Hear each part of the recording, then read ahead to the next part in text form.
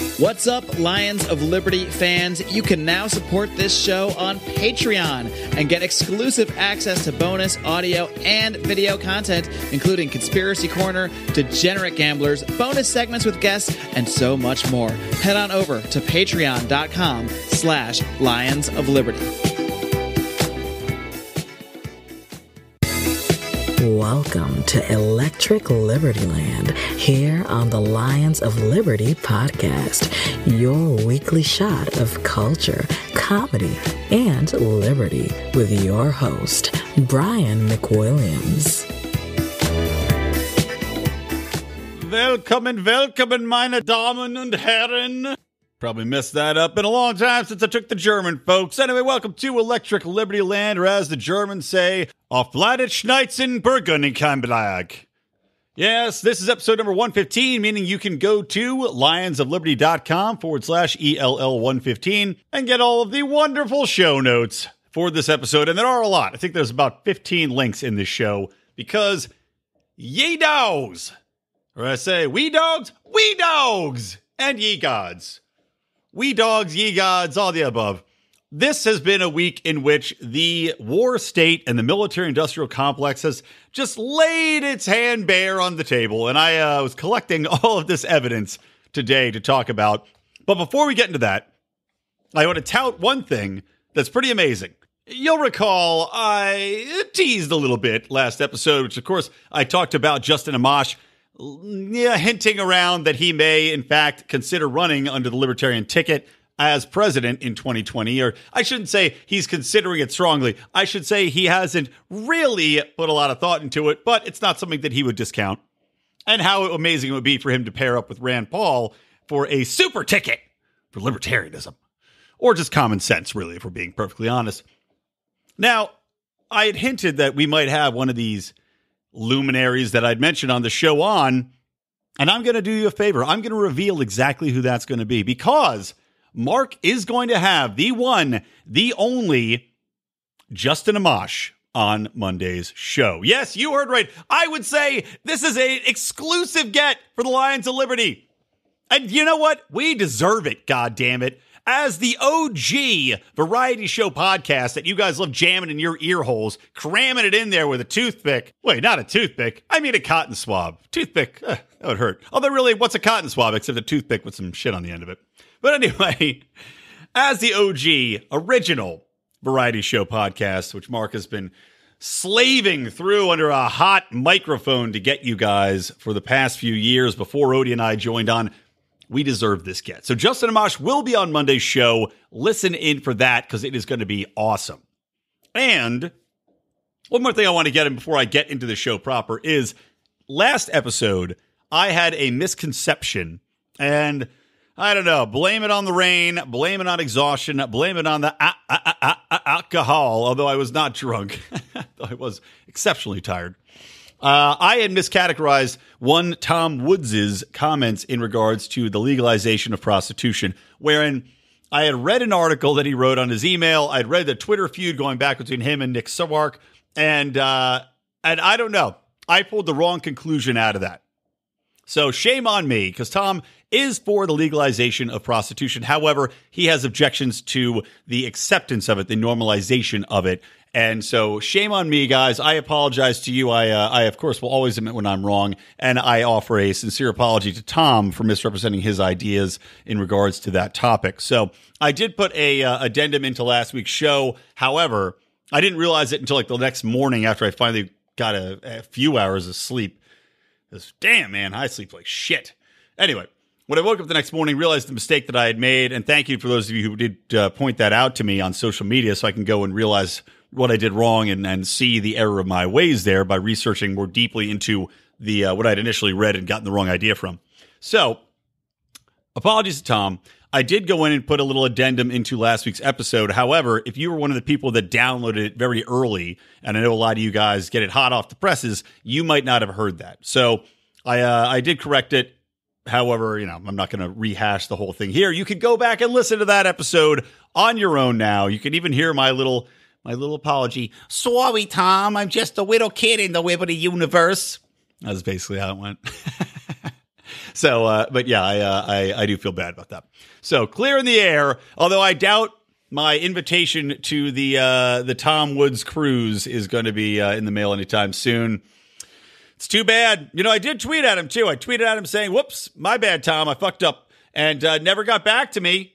Son of a bitch, probably too busy comparing beards with fucking Bob Murphy over there, trying to big time me. I mean, shit, man. We can consider this punching up. Trying to punch up here. Getting ignored. Insulting. That's what hurt the most, guys. It's like when you break up with somebody and they don't even care enough about you to get back and tell you that they hate you. It's the indifference that hurts the most. It really does. Anyway, enough of that. Let's get into the show and talk about some war state and then get into some other topics, which I have scheduled for after the break. So first things first, I want to talk about this Chelsea Manning situation because obviously Chelsea Manning, her. I don't want to rehash all of it, but she was arrested initially for leaking to WikiLeaks some, like a million different wires, some videos, and truly exposing the war crimes of the United States. I mean, we're talking videos of helicopters firing on women and children, murdering people. We're talking about videos of soldiers talking about, and like this audio too of this stuff. Soldiers literally confirming, okay, we shot a bunch of people there. They're wounded down in the street. A van came to pick up the wounded. It's got women and children inside of the van. Can I shoot them? Which it's a sickening thing to hear from soldiers in general, by the way. There's women and children in the van. They're going out to help these people that are already down, wounded. And they're like, hey, can I shoot? I really want to shoot. Can I engage? I'd love to shoot them. So these guys are all amped up. They do get permission to shoot. And they end up mowing down something like 10 or 15 people. And you even hear the guy say, he's like, hey, there's 15 dead people over there. Well, see ya. So, good for Chelsea Manning. Exposing the United States racket of military, I don't even know what you call it, philanthropy? A global force for good, quote unquote. So exposing the war crimes that happen, probably on not a daily basis. I'll give us more benefit of the doubt than that, but at least often enough to be an issue. So leaked all of these things, it brought to light all of the issues with transparency, with whistleblowing protections, and still went to jail until Obama commuted her sentence and released her. However, Chelsea Manning is now once again back in court. And she's back in court and actually now back in prison because she was subpoenaed to testify before a federal grand jury in a sealed case out in Virginia, which is the same case the same place they have the sealed indictment against WikiLeaks founder and publisher Julian Assange. So what do you think's going on there?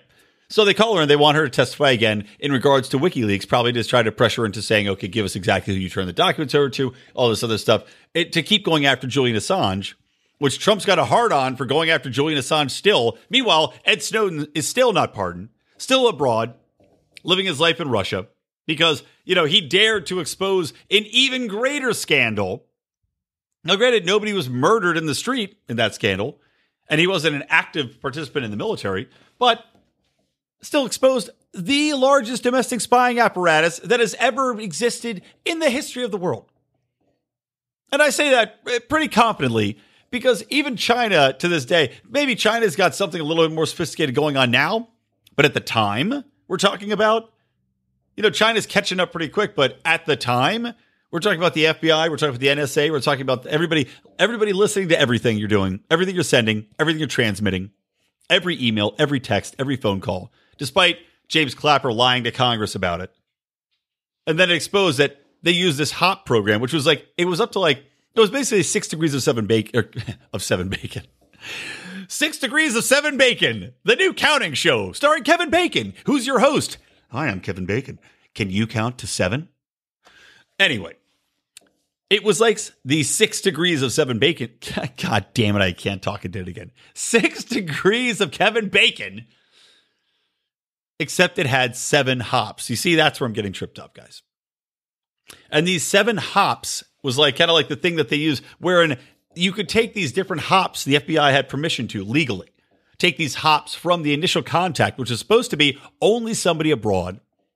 And then they said, well, just like Wayne's World, and they tell two people, and they tell two people, and so on, and so on. So they would say, well, for monitoring this one person, we have to talk to everybody they're talking to, and then we have to monitor everybody that those people are talking to on top of that, and everybody they're talking to, where it de facto becomes monitoring every person in the fucking United States. I shit you not. That's what happens. We're getting into multipliers. That's how it works out. Anywho, Edward Snowden's still not allowed back to the country. So Trump still wants Chelsea Manning on a spit as well because he's got a boner for this kind of stuff. So she gets subpoenaed to testify on WikiLeaks and says no. And I would do the same goddamn thing. She's already been pardoned. She's already out. Why are they calling her back in? And what she ended up happening, she said, no, I'm not going to testify in front of this closed court, this secret court, by the way. So probably in her mind, she's thinking, okay, well, I've been pardoned by Obama. I already went to jail. I've now got a different regime in office that seems to want to really crack down on whistleblowers and really seems to have a true hatred for people that like myself and like Edward Snowden, like Julian Assange, despite the fact that Trump benefited from it, still has not made any efforts to smooth this thing with Assange over and pardon him or anything, or clear any investigations, I should say. So why would I go into a closed door testimony wherein I could perjure myself? Because we're seeing already that everybody loves going after people perjuring themselves in front of grand juries or in front of Congress and then throwing them in jail for nonsense. So Chelsea's looking at this and they say, okay, so I'm already somebody that is a persona non grata. I see the writing on the wall in the way that these people are operating lately. And wouldn't it just be convenient for them and for Trump to say, okay, I'm going to count this as a victory? And, and granted, in the midst of Trump trying to crack down on transgenders in the military anyway, it's like a double win for Trump. I mean, 2 balls, 1 sack, or lack thereof. So I don't blame Chelsea for saying no to this. And I mean, look, she could spend 18 months up to 18 months in jail per her lawyer. Now they could appeal this, but I just think it's atrocious that you could be subpoenaed to testify in front of a private court in a secret meeting wherein no one knows what you said, the records of which are classified and won't be released. And, they could literally pull anything out of that and say, well, this is now grounds to put you back in jail. Or now, this is a new level of treason that we didn't formally know about. Or, we find a different intent. Find some other way to put you back into prison.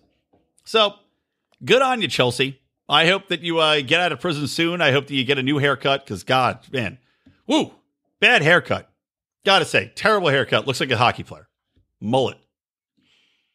But ties into the overall theme here of the war state and how this week we're seeing all of the tricks come out from the war state, from the empire, from the military industrial complex, which of course doesn't want any of these things exposed. If there's one person that they don't want out there on the streets, it's Chelsea Manning, who exposed the atrocities that go on this ongoing, never-ending war. And what she exposed happened in Baghdad during the Iraq War. I believe it was the Iraq War. It might be later on. It might be just during the occupation. I have to check it. I apologize. No, 2010.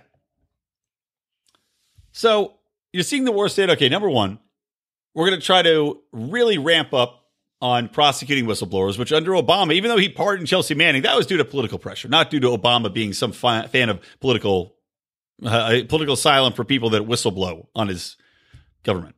As we see, Obama wanted Ed Snowden dead, for Christ's sake. But we see them going after whistleblowers, trying to quash any sort of questioning, any sort of information that can leak out about what's going on behind the scenes. And we see that with Trump just this week. As I said, this week has been very telling. Just this week, Trump also says, okay, well, you know what? What we're going to do, we're going to get rid of that whole Obama-era rule requiring reports on drone strike casualties. So now we don't even know what our drones are doing in all of these countries. And we're in something like 45 countries doing military operations across the world. There's like a map you can look at that highlights all of these different issues, all these different places that we're either doing covert operations in, overt operations in, or we're training people in, or we're just flying around dropping bombs in.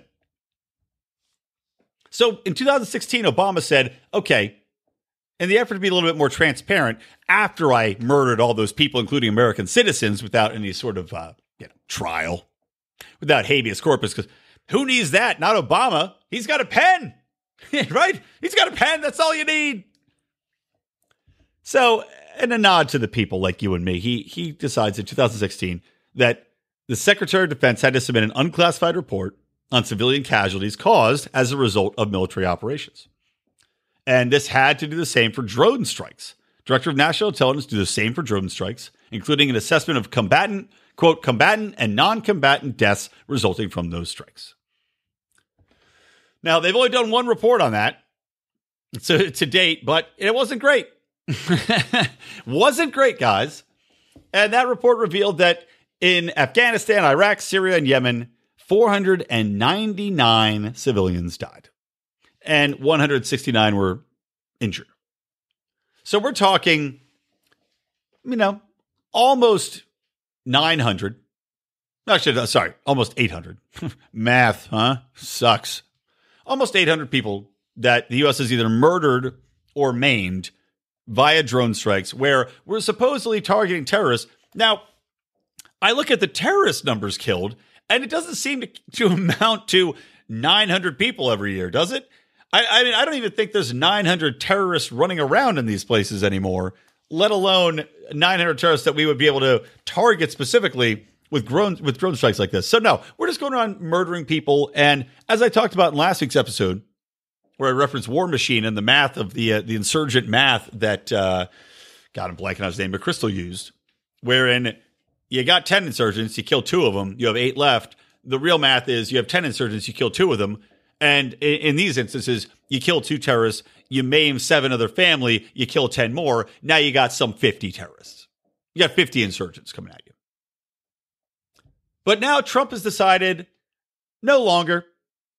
We're not going to do that anymore. So we don't know, they say they don't know what prompted the restrictions or the rescinding of this order. Well, I can tell you.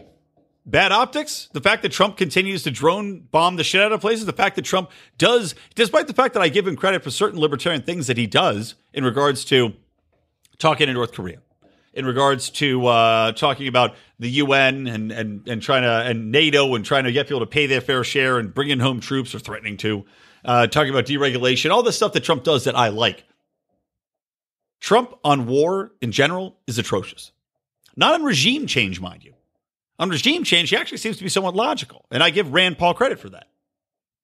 But in regards to actually combating, let's say, terrorism, to going to war with places like, look at Iran and all the war thumping going on there, the actions in Syria, the continued actions in Afghanistan, the continued actions in Africa. Now, they're talking about Afghanistan peace. Good on you, Trump, on that one. But at the same time, we're, amping up our efforts in Africa. We're in Somalia, for fuck's sake. I mean, Christ, Somalia. The funny thing about Somalia, guys, it's supposed to be a libertarian paradise, right? Everybody goes, you want to be a libertarian, go to Somalia. I can't go to Somalia now. The U.S. is bombing the fuck out of it. How can this is like, is that the silver lining to this? Is that asshole progressives can't say go to Somalia anymore because now the U.S. is fucking dropping bombs and killing civilians there? Anyway, another instance of the war state.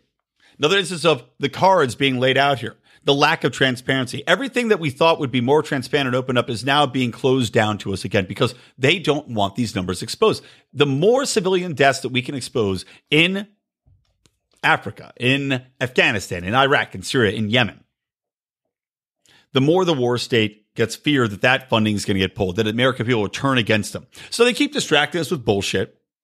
Like this Omar Israel scandal, which I'm going to get into in just a second. Meanwhile, glancing over the fact that Israel is committing war crimes, and they're doing it with our weapons. Saudi Arabia is committing war crimes, and they're doing it with our weapons and our fuel assistance over in Yemen. So the restricting the drone numbers that come out, saying that we're no longer going to share the civilian deaths, of course they're going to do that. And the numbers make it pretty obvious why. Now, let's move on and talk about Omar for a second, too, because I want to get into that. I don't want to go in deep into it, but just how it ties into everything we're talking about here. Now, to give you a little perspective, a little history here. Ron Paul very famously gave a speech and talked about the 32, kind of the things you could or could not do, his rules. And we at Lions of Liberty, back when we had a website that we wrote for before we decided that you would rather listen to our voices, I wrote, we broke down each one of these 32 issues that Ron Paul had raised. It was, I think it was his last year in the Senate, this big speech he gave. We broke them down, and we did it topic by topic, one a day. And we were actually going to make it into an ebook that just kind of never came to fruition. But you can still find that back at lionsofliberty.com, and I'll link to that long, lengthy installment that we did. But the one that I took on was that Ron Paul questions, these 32 questions he asked, says, why is no one allowed to criticize AIPAC? And so I took that issue on and wrote a whole piece examining it, talking about how Ron Paul is exactly right, and that anyone that utters the name AIPAC and doesn't tie it with, like Donald Trump, we're going to make Jerusalem the capital of again, and we're going to make sure that we stand with Israel, and any attack on Israel is an attack on the United States. Make sure that Israel gets all the funding it needs. Israel, make sure that we overlook all of the hacking instances that they do, because Israel is the number one cyber threat to the United States of any country in the world. This, by the way, this is a fact as released in the documents, the United States' own documents. More attacks come from Israel and their spying than North Korea, than China combined. We continue to provide Israel with all of their weaponry. And not only that, but we continue to provide it with financial aid. And Rand Paul, to his credit, has stood up and said, hey, we don't need to give Israel any more money. Israel's plenty rich, which they are. But basically what it is the epitome of corporate welfare on a state level. It's just military-industrial warfare, though. Again, this is all tying together. We have military-industrial welfare in that the United States allocates billions upon billions of dollars every year to give to Israel. Israel then, in turn, uses those billions of dollars to come back and buy American weapons. I mean, if there's anything that epitomizes the military-industrial complex at work, it is the fucking relationship with Israel. Not only that, but we also give Israel all of the old weapons that we don't need anymore, that we have surplus of. Bombs that are set to expire, we give to Israel. I'm not even making this shit up. We give them, like, bombs have an expiration date, And we give the bombs that are going to expire in the next couple of years, we give those to Israel, more or less for free. We give them all of our old planes, our attack equipment, the Humvees, all this other shit. We just give that to Israel. Either that or we give it to our police forces. So I guess if you were going to ask me, hey, Brian, would you rather have Israel get all that excess military equipment or have the United States police forces have it? I guess I would say Israel. So maybe that's a good thing if we're looking at it in that spectrum. It's like being asked if you want to be raped in the shower or the bathroom. Well, I mean, I guess the shower. At least I'll be clean. So anyway, we give them all these military equipment, which also plays into the military-industrial complex because, okay, we're giving Israel all of our old weapons. Well, if we're giving away these old weapons, we're going to have to buy new weapons, right? We need the best, the highest tech. That Humvee's 2 years old. Get rid of it. It's like assholes in L.A., these fucking people who drive around leasing cars every 2 years. You have a bunch of Jags. So Israel, of course, is tied so deeply within the military-industrial complex that it is irretrievable. You can't possibly separate the two of them without completely destroying both. And Ron Paul raised that question, why can't you question AIPAC? So, of course, if anybody does question AIPAC, the American Israeli Political Action Committee, there are some very clear tactics that are taken, and I outlined these in my article that I wrote. And that is basically that, first things first, dare you to criticize them, all of your funding gets pulled from you. Then they set out on a public relations campaign calling you anti-Semitic, which is still very powerful in this day and age, despite the fact that it is utterly ridiculous in most cases to call these people anti-Semitic. They call you anti-Semitic, and they say, okay, whatever you said, you hate the Jews, not just Israeli Jews, all Jews, because that's the thing about saying anti-Semitic. It's not anti-Zionist, right? It's not just anti-Israel specifically, and not just anti-Israel people. when we're saying anti-Zionist, we're talking about the state. We're talking about the state of Israel and the actions they're taking, not being against all Jews, which is very, very different, especially considering there are more Jews in the United States than there are in Israel. So they say, okay, you're anti-Semitic. You hate all Jews everywhere. You're a racist, bigoted piece of filth. And then they start to, dig up all shit about your past. They look for any little thing, any little misstep, any little misspeaking you might have had, which of course I have many. I think I just had another one. They pressure all of the people that donated to your campaign to pull their donations, or if you happen to be somebody in the media, they pressure all of your sponsors to pull their sponsorships from you. They run ads in the New York Times.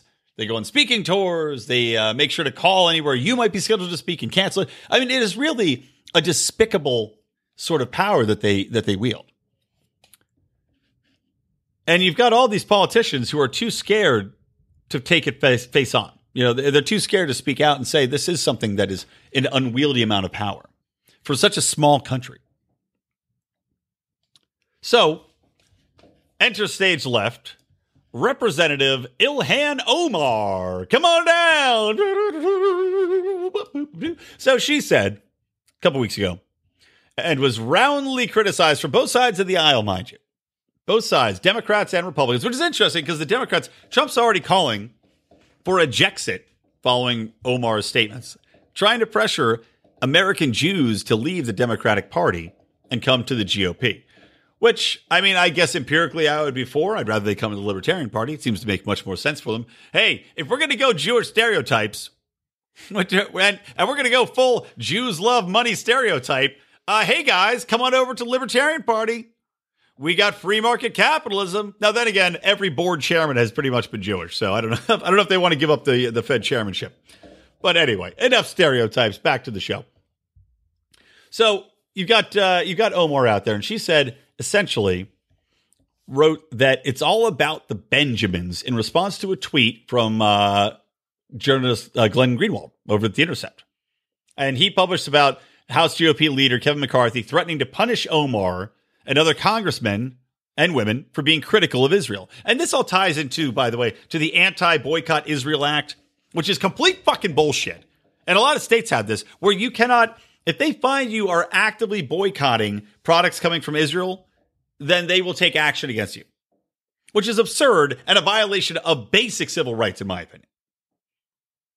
How you spend your dollars should be up to you. And if you're in opposition to anything, be it political, be it what kind of cereal somebody likes, which, by the way, happy National Cereal Day from a few days ago. Captain Crunch is the best. Wonderful cereal. Delicious. And I know it hurts the roof of your mouth. I get it, guys, but it's worth the pain. It's like sex with a crazy girl. It is worth it. Hey, some goddamn Captain Crunch peanut butter crunch right now. So anyway, how dare you criticize Israel and all of its horrible human rights abuses against the people of Palestine? So anyway, they're trying to punish these people. So she writes back to this in regards to Kevin McCarthy trying to punish her. She writes, "It's all about the Benjamins, baby," and puts a bunch of $100 bills up. Now, people, including Ben Shapiro, responded by saying that this was playing into the stereotype that Jews love money. A classic Ben Shapiro. Omar's, she's anti-Semitic. I mean, if there's anything more anti-Semitic than this, I mean, you're telling me the Jews love money, Jews love gold. So you got $100 bills here. You're talking about all about the Benjamins. This is clearly how everybody's perpetrating a stereotype that's just not true.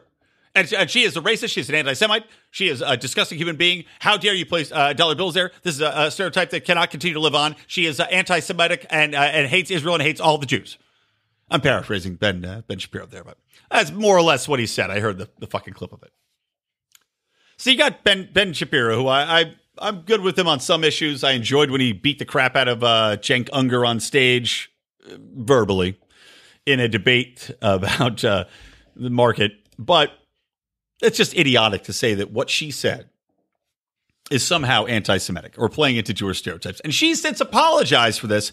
I would not have. I would have told them to go fuck themselves. Because when you're talking about money, you're not talking about Jews liking money. You're talking about representatives of the United States liking money from Israel. from AIPAC. And AIPAC said, oh, we didn't donate that much. Well, they donated $24 million. That's a lot of money. $24 million last year. Trying to pressure people to support various instances. And of course, where are they tied into? Military funding, foreign aid. They're not tied into humanitarian issues, guys. I'll tell you that much.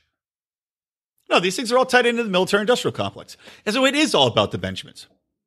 And were it not, this is where Omar's a little bit of a dolt, though. To say it's all about money is just foolish, because it's not only about money, it's also about slander and spiting these people should they dare to speak out against Israel. That's the greatest danger. And now, granted, those who play the game, those who get sidled up to the next of AIPAC, those people benefit monetarily for sure, without a doubt. But more importantly, they enjoy the support of AIPAC. They enjoy the endorsements. They enjoy the Jewish community getting behind the candidates that they endorse.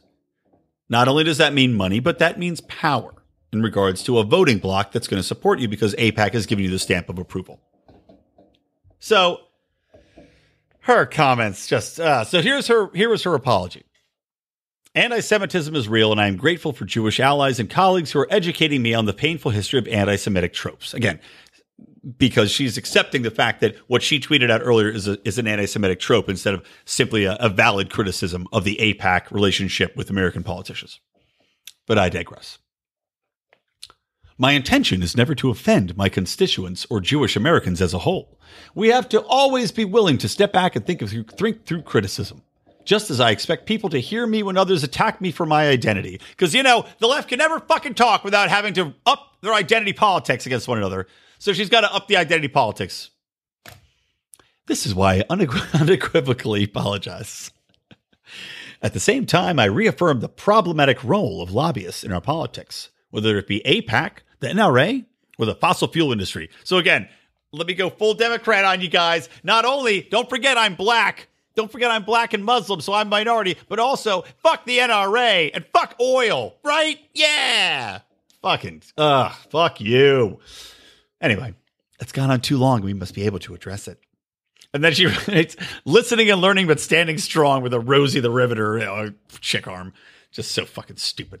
So, in response to her very valid criticisms, of course, you have AIPAC attacking her. You've got all these people saying, "Okay, we're going to sanction her. We're going to really go after her." What they ended up doing was the House passed this resolution, which was a broad, I don't even know, gobbledygook message about anti-bigotry and anti-racism. Just meant nothing. Stupid, idiotic bullshit, which actually might play into Donald Trump's hands, because instead of saying, okay, we're going after specifically anti-Semitic remarks, they watered it down to the point, because the Democrats didn't want to give up Omar, right? They don't want to just throw her to the wolves and tell her to fall on the sword here and be ousted next election cycle and just be a black sheep for the rest until she's kind of there. Kind of sitting, a one-person sitting duck session or lame duck session of Congress or of the House. So they water it down and have this broad resolution. And Donald Trump then, plays into this whole Jexit thing, says, okay, well, these people are too much of a pussies to call out her misdeeds. I'll call it out. Get rid of the Democratic Party. Leave them come to me. I won't stand for any of this. I won't stand for anybody attacking AIPAC or Israel. So that's where we end up. But again, like I was saying, this all ties in to the military-industrial complex. Pulling out its card, pulling out AIPAC, attacking anybody that dare question the military responsibility and obligations that the United States has to Israel and the constant support we give them, even though Israel has committed numerous human rights atrocities, numerous war crimes just in the past year, even in the past month. We're seeing women and children and journalists get murdered on the border over in Gaza, getting shot down. Not only that, but we see Israel declare that despite the fact that they consider themselves a democracy, they clearly don't value the Arab population there. And in fact, they don't even consider them to be on equal footing with the Jews in Israel. And Netanyahu's he's not shy about saying that. He literally says that Israel is, quote, not a state of all its citizens. And if that's not anything clearer to say, we will never consider Arabs or non-Jews, mind you, equal in voting, in political power, in priorities as far as housing, as far as public utilities and welfare and programs, what else they want to do, or just basic civil rights. I don't know how else you can say that and be any more clear. It is truly a despicable outlook. And they, again, for this quote unquote, that's what they tout. We're the only democracy in the region. Really? Well, are you a democracy if you're squashing, half of the population that lives there? I wouldn't say so. So that's another aspect of the military-industrial complex rearing its ugly head. And the funniest thing was, too, after all this happened, Omar comes out and says that Barack Obama's message of hope and change is a mirage. And she's exactly right. And this is one thing I hate. I mean, look, I can't stand 99% of what this woman stands for, but I can get behind her here. Because she is coming out, she says, his message of hope and change was a mirage, and she attacked his drone and border detention policies, saying, quote, recalling the caging of kids at the U.S.-Mexico border and the droning of countries around the world. Obama operated within the same fundamentally broken framework as his Republican successor. Exactly. And then she went on to say, we can't be only upset with Trump. His policies are bad, but many of the people who came before him also had really bad policies. They were just more polished than he was. And that's not what we should be looking for anymore. We don't want anybody to get away with murder because they're polished. We want to recognize the actual policies that are behind the pretty face and the smile. And that, of course, is aimed directly at Barack Obama, who continued to expand the war state that George W. Bush started. He expanded Afghanistan operations. He expanded Iraqi, can't expand it more than full-fledged war, but Obama maintained the presence there, expanded it into Syria, expanded into, basically permitted the Saudis to go into Yemen. That's not, people conflate that with Trump. That wasn't Trump's doing. Trump is exacerbating the situation. But he didn't start it. Obama did that. Not only that, of course, Obama overseeing the largest domestic spying operations, Obama murdering people and getting this whole drone warfare business started. So good job, Omar, calling him out. But now you see even more why this woman is an enemy of the state now, at least the state in which it's actually controlled, which is, of course, controlled by the military industry. So expect many more attacks to come her way. If she finishes her career out, if she gets reelected, I'd be beyond shocked, number one. Number two, at the rate this is going, I have a feeling that she's not even going to finish out her term. Because she is far too much of a threat to the military-industrial complex. All right, this is going real long, longer than I thought. Let's take a quick break, and I want to come back and talk about the military budget, and then we'll get into a couple more things and wrap it up. We don't rise to the level of our expectations, we fall to the level of our training. Those epic words from Archilochus can sum up your ability to succeed or fail in business. I want to recommend Conversation Mat Time to our listeners as a way to hone your one-on-one conversation skills in a role-playing session that can help take you to the next level. During 25-minute sessions, you'll work through the best way to approach that raise, that interview, or that relationship with a practiced professional that will provide the confidence and experience you need to get paid what you're worth or take that interpersonal risk you've never been able to conquer. Just like in jiu-jitsu, the difference between a novice and a black belt is mat time.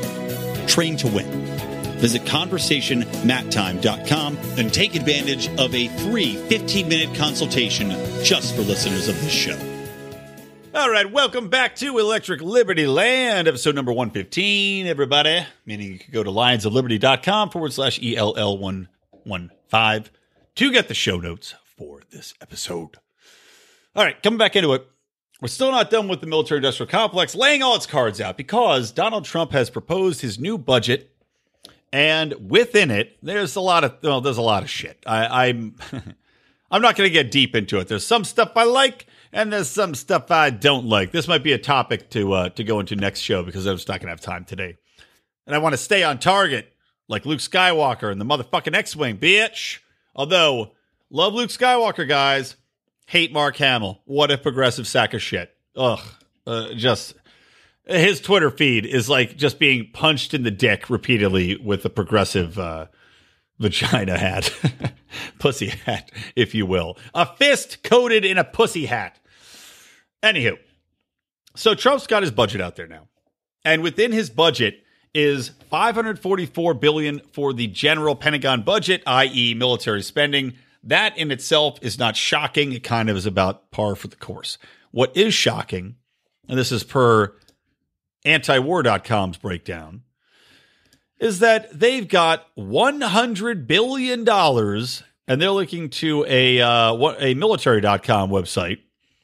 $100 billion of that is for overseas contingency operations, i.e., operations which do not have the same delineated budget as the Pentagon military bill and are easy to kind of spread around, fudge, use whatever the fuck you want for black ops operations, any sort of interactions you want to get into Africa. Again, this is the reason this is so concerning, except other than the obvious reasons, guys, is that we already have the largest military budget in the world by several times over. Donald Trump's talking about trying to rein in what we're doing overseas, right? This is what it's kind of like, I'm a little terrified he's going to turn into George W. Bush too, because George W. Bush ran on a platform of non-empire building, non-intervention, of reigning in the American empire, and then went hog wild, spreading our American seed all over, skeet, skeet, skeet, motherfucker, and all over the world in regards to dropping bombs. Now, Donald Trump, I worry he's going to take the same tact. We're in the first couple of years, okay? And then he's just going to go hog wild with the military. Because as I mentioned earlier in the show, we're really ramping up activities in Africa. You know, we're active. We're keeping elections safe. Where was it? In Ghana? We got troops over there keeping the elections from rioters. What are we doing there? I don't even know what the fuck's going on. We're taking activity in Somalia. We're training troops. We've got troops on the ground there. I mean, this is all under the guise to fight terror, right? The war on terror, the great blank check. Well, we just saw the amount that's written on the great blank check, and it's $100 billion for these overseas contingency operations, which are not overseen. They are virtually untraceable because of the Pentagon and all the different tricks that they can play and shuffling the money around. And it just sets a dangerous precedent in regards to military spending. And again, of course, we know where this pressure is coming from. I mean, even the guy, House Budget Committee Chairman John Yarmuth, a Democrat from Kentucky, just like Rand Paul, which goes, he's going to benefit from all the missiles that they sell because there's a Raytheon plant right there. But even he's saying the president's budget will rely on a giant OCO gimmick to prop up defense spending. Exactly. So on one hand, Trump's saying, well, you know, I'm cutting budgets down and I don't want to, rack it up. Meanwhile, this new budget he's proposing will cost some $7.9 trillion additional to what we already have over the next 10 years. This FYI, because we shit on the Democrats, and rightly so, for their spending policies they put into place. You know, I think Bernie Sanders' plan for Medicaid for all was supposed to cost like $10 trillion. You know, again, would I rather have Medicaid for all, or I'd rather have people getting bombed all over the world for $10 trillion? I guess Medicaid for all. You know, again, this is putting me. You say which box do you want to get into? That box with a bunch of rabid raccoons, or this one with two badgers, one of whom has a horrible case of herpes? Well, I don't really know. I guess I'll go with the raccoons. I might get rabies, but I got a fighting chance in the raccoon box. So it's just unbelievably naked what's going on here. And I'm incredibly disappointed to see Donald Trump is going down this road. I really had hoped, especially because he was talking about cutting the budget for the military by $30 billion the last time Donald and I talked on the course. And now we're seeing a $100 billion increase in the shadiest possible fashion. I mean, guys, we are seeing, like I said, this has been a week for all of the tricks of the military-industrial complex, all of the subterfuge, all of the behind-the-scenes machinations of the military war machine are on full display here to keep Americans distracted. Look at the racist bird on my left. Don't look at the massive war machine sucking trillions of dollars out of us over, every couple of years on the right. Don't look at all the civilian deaths from all the drone bombing that we're doing all over the world, which, of course, that should fall into the OCO budget as well, right? We're talking about overseas contingency operations. If nothing else, doesn't that say to you small infiltrating groups like what we've got in Somalia? Doesn't that say to you drone bombings like we've got going on? Doesn't that say to you facilitating genocides in Yemen? It certainly does to me. Well, enough on that. Let's move on to not happier talk. Well, somewhat happier talk. Let's talk about the House voting in favor of illegal immigrants having voting rights. Now, that's not happier talk for those of us who are concerned about the welfare state and are concerned about the way progressives have been importing votes, are concerned about ballot harvesting, which it's funny, I'm not in favor of a lot of government intervention, but in regards to ballot harvesting, I could not be more against it. I think that needs to be made illegal as soon as possible. And if you don't know what I'm talking about certain elections that were in states and counties that had always gone one direction as far as political voting. And those were flipped. The majority of them were flipped, like in California, states like mine, in heavily red areas outside of the city centers, wherein progressive advocates went out, found old people, sick people, mentally deranged people, homeless people that hadn't filled out their ballots. They fill their ballots out for them, and then they mail them in. And of course, they all voted Democrat. It's weird how that worked out. And they say, well, no, we didn't tell them who to vote for. Okay, assholes. You didn't tell them who to vote for, really? Well, I have to think that you wouldn't be going out there to do this if you didn't think they're going to vote the way you wanted them to vote, right? I mean, typically people don't go canvassing around and ballot harvesting in solid red places if you want somebody to vote Democrat, unless you're confident that you're going to get a lot of Democratic votes, right? I mean, this breaks down to fucking basic logic level. So, of course, these assholes find people that are not all there mentally, various reasons. They convince them that they're going to vote Democrat, or I don't even know. They might not even do any convincing. They might simply have them sign a form and fill it out for them, to be perfectly honest. And that would be my presumption as to what happens. And then they mail it in. And that's how you have places that are traditionally conservative go blue.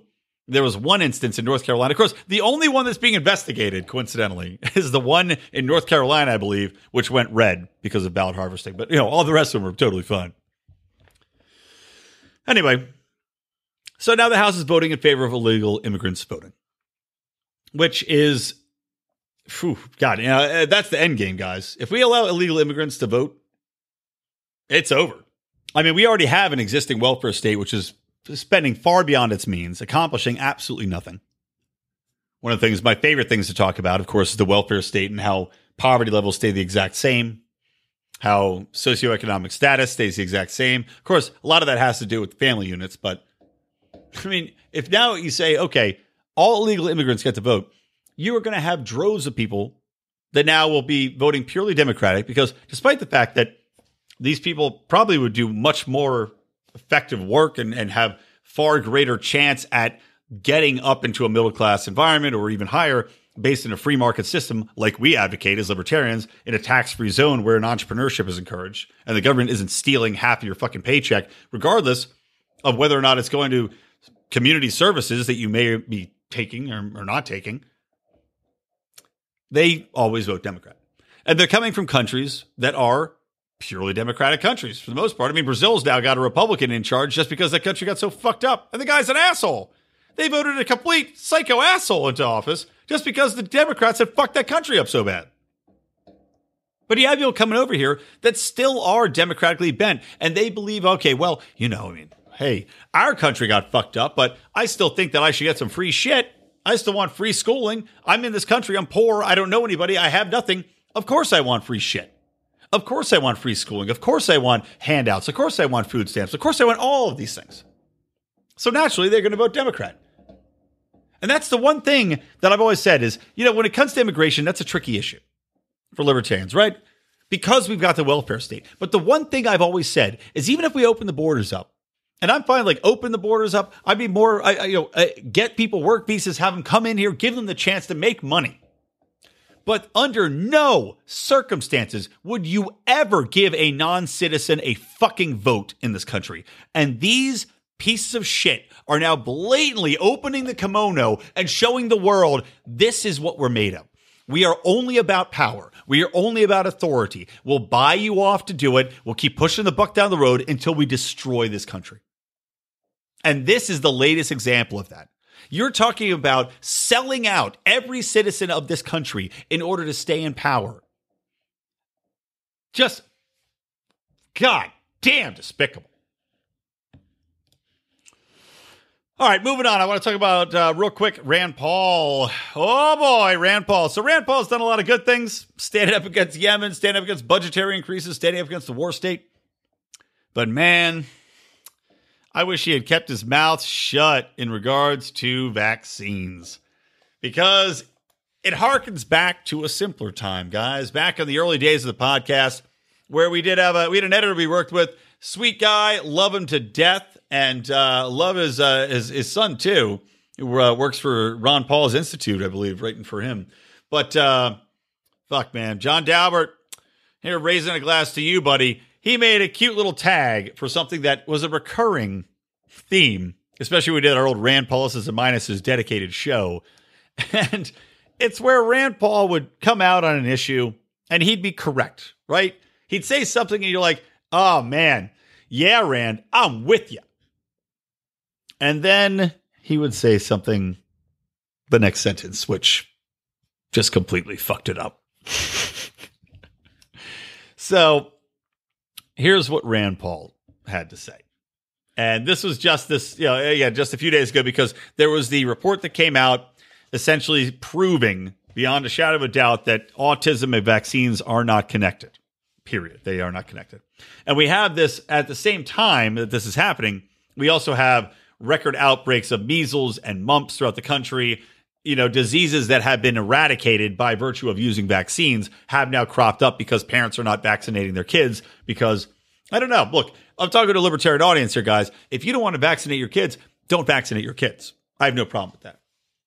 However, if a public school says you're required to get a vaccination to go there, well, them's the fucking breaks, man. You can homeschool your kids. Just like a private school should be able to do that. I'm sorry. I understand it's your tax dollars, but when you are putting an unvaccinated child into a system that does have rules and requirements, I don't know. I have a hard time opposing that. I understand that we're talking about a public service, a public utility, if you will, which education should fucking not be. But at the same time, you know, if your kid has lice and goes to school and they say, you got to take care of these lice before you can come back, you're not going to object to that. You know, it's putting everybody else at risk. So I don't have a huge issue with that. What I do have a huge issue with is mandatory vaccinations throughout the entire populace. And that is something I unequivocally oppose. But getting back to Rand Paul. So what Rand Paul said was, when he was testifying this issue, you had this 18-year-old Ethan Lindenberger of Norwalk, Ohio, where Rico's from, testifying that he got vaccinated after his parents didn't have him vaccinated because he said, I realized that this is after the scientific data. This is something that I had to do. So Rand Paul says, I vaccinated myself. I vaccinated my kids. For myself and my children, I believe that the benefits of vaccines greatly outweigh the risks. Okay. I agree with you, Rand. Good statement. Hard for anybody to disagree with that. And I know I'm talking to a libertarian audience. I know half of you are still going to say, no, the government puts shit in the vaccines. I'm going to get to that. But in regards to what Rand says here, that is a solid statement, right? He's not saying they're 100% safe.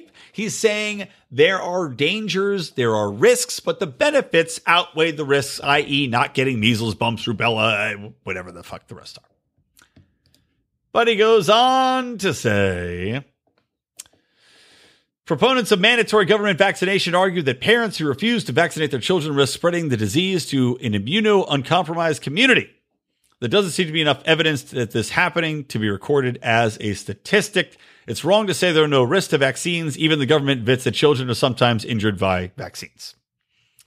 Okay. Number one, Rand is just wrong here.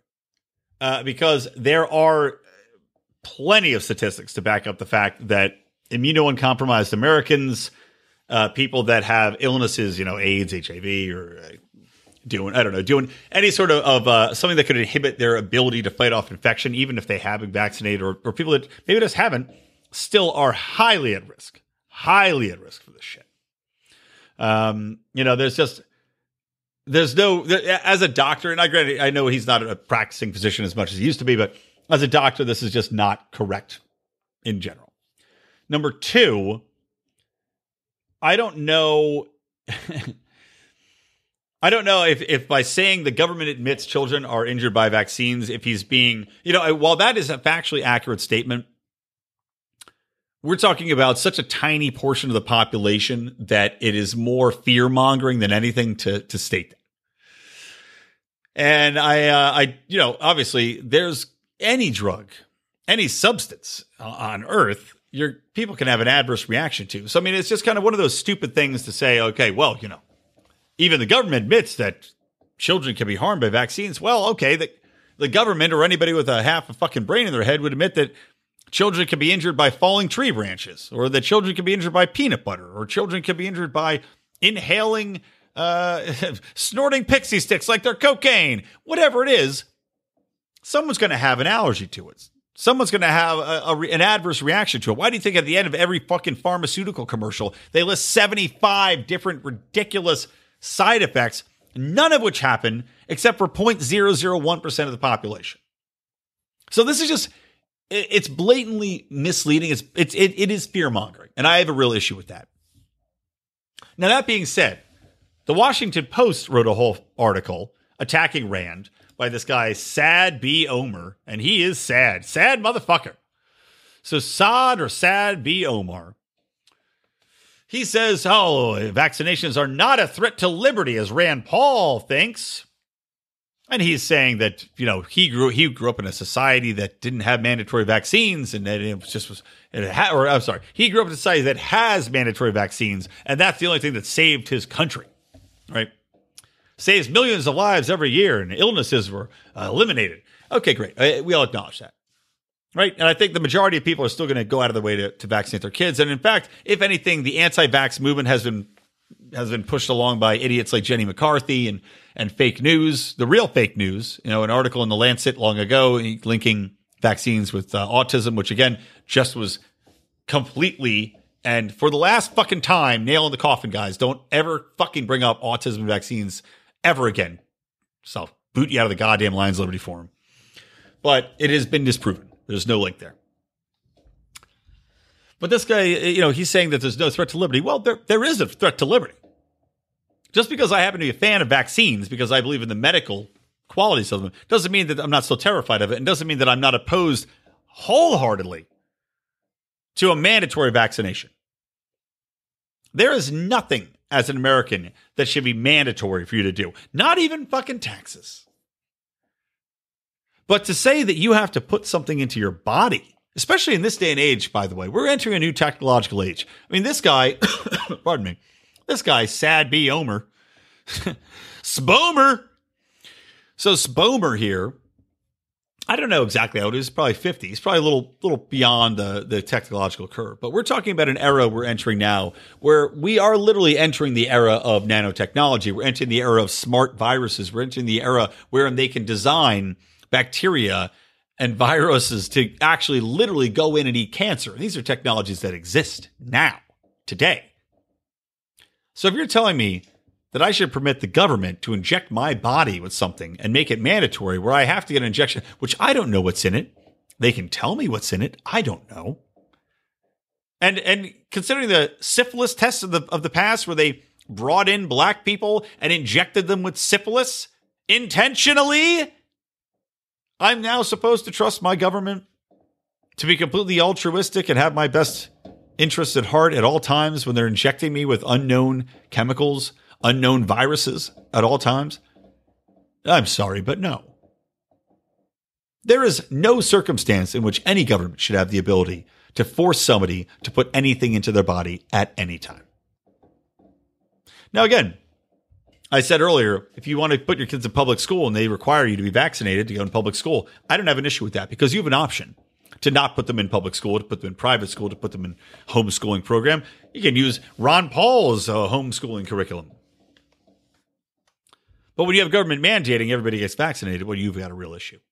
You also have a potential for tracking. We're talking about nanotechnology. We're talking about the micronization of data, of circuitry.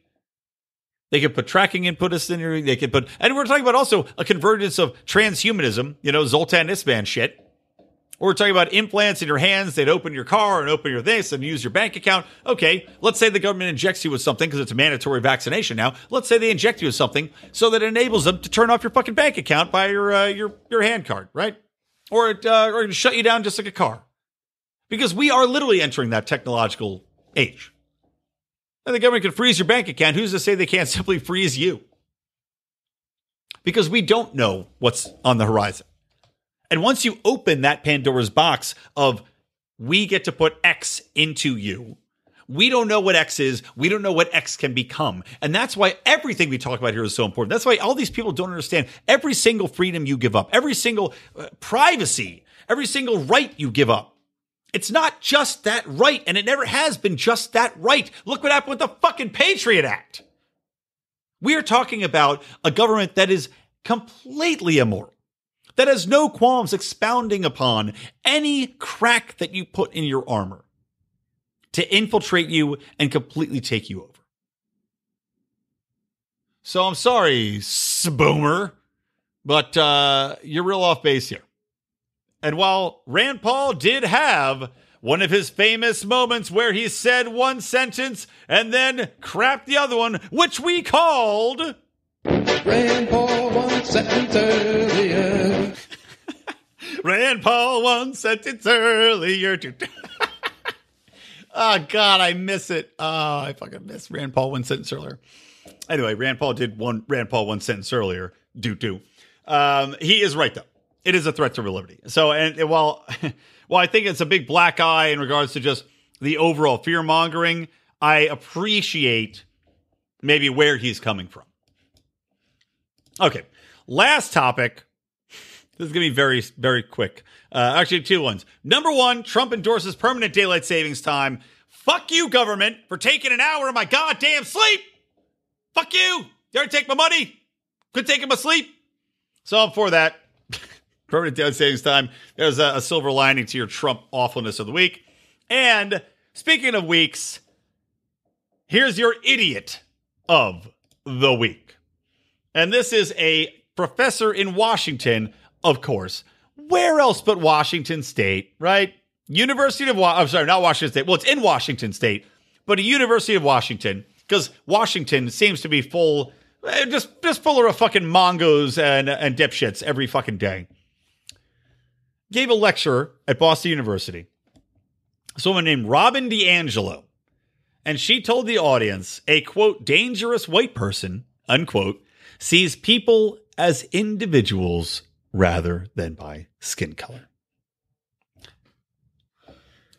I gotta take a breath.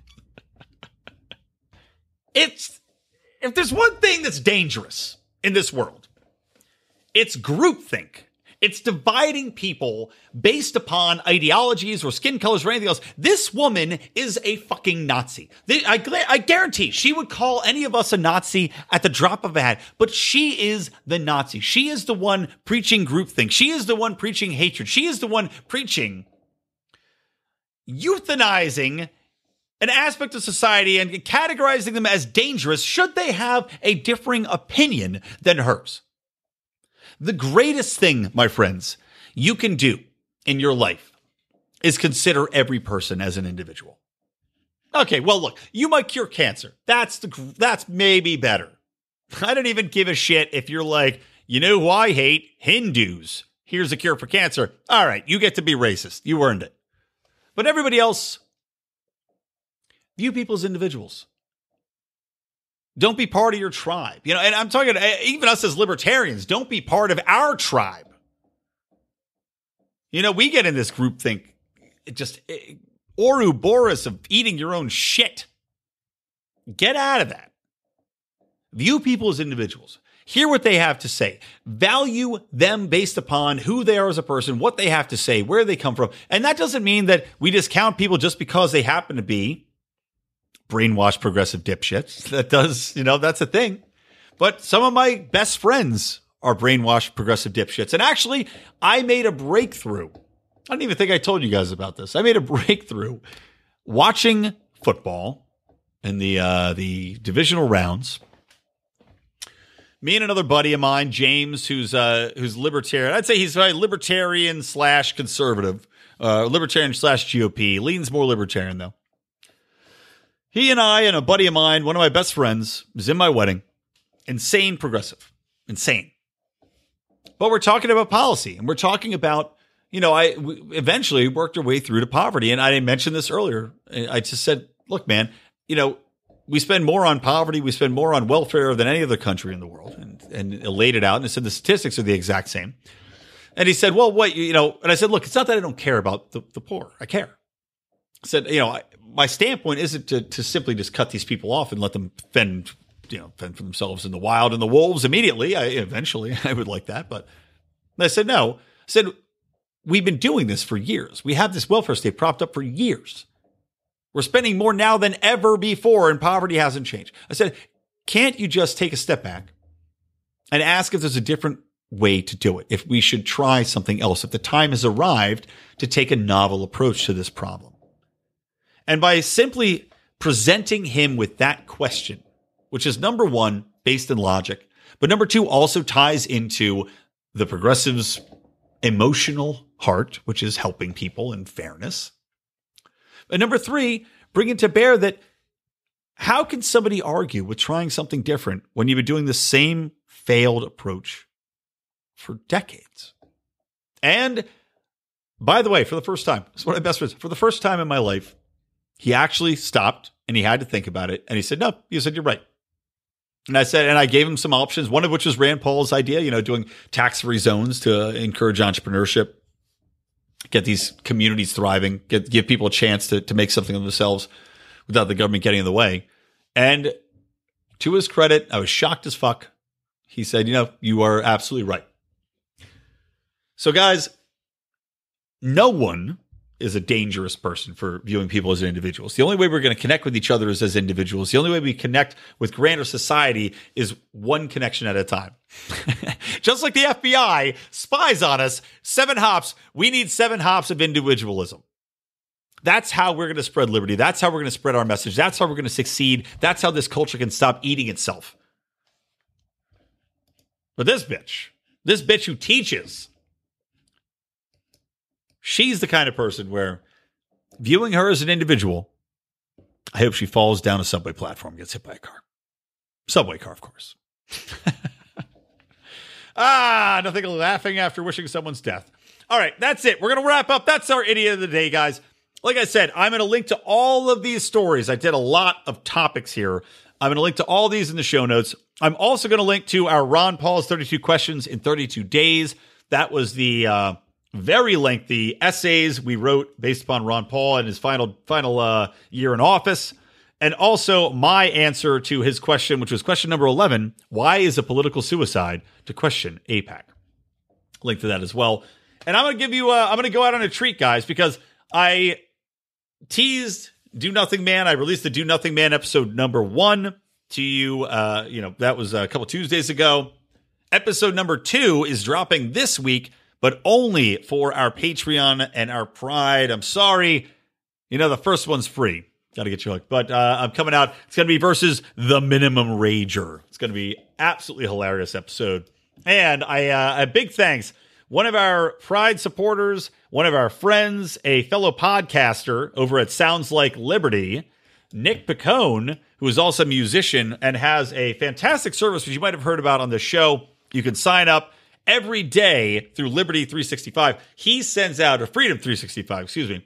He sends out a song of the day and breaks it down, the libertarian themes. It is awesome. So check him out. Check out Sounds Like Liberty as well. I'll link to that show. He created the ballad of Do Nothing Man. And I'm going to go out on that. So guys, if you want to hear the new episode, it's going to be done before the end of the week. sign up. Go to patreon.com/Lions of Liberty. You will not regret it. You can even sign up for $10 or more. You can even get a Do Nothing Man t-shirt. I've just popped those into the store, so it's sweet. So anyway, Nick, take us out with the Ballad of Do Nothing Man. From me, Brian McWilliams, from the Lions of Liberty, from Electric Libertyland, stay plugged into Liberty. Do nothing, man! Stay!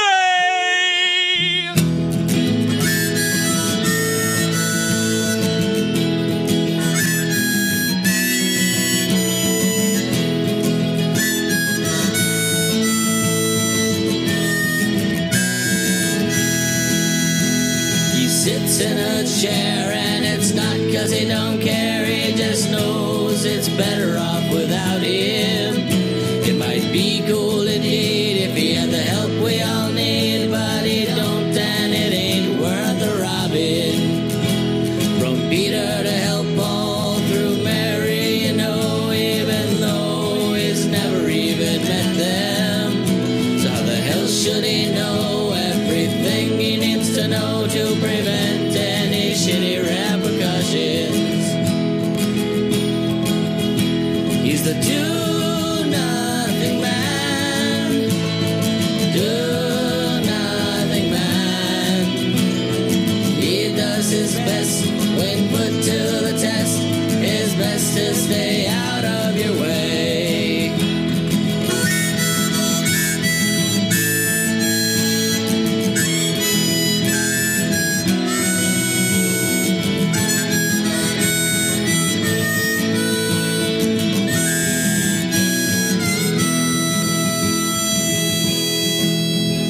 You might wonder why he don't jump at the scream of everyone trying to enlist him. The thing is, he knows how much he don't know and is not into unintended outcomes. He's a do-nothing man. Do-nothing man. He does his best when put to the test, his best to stay out of your way. He's a do-nothing man. Do-nothing man. He does his best when put to the test, his best to not fuck up your day.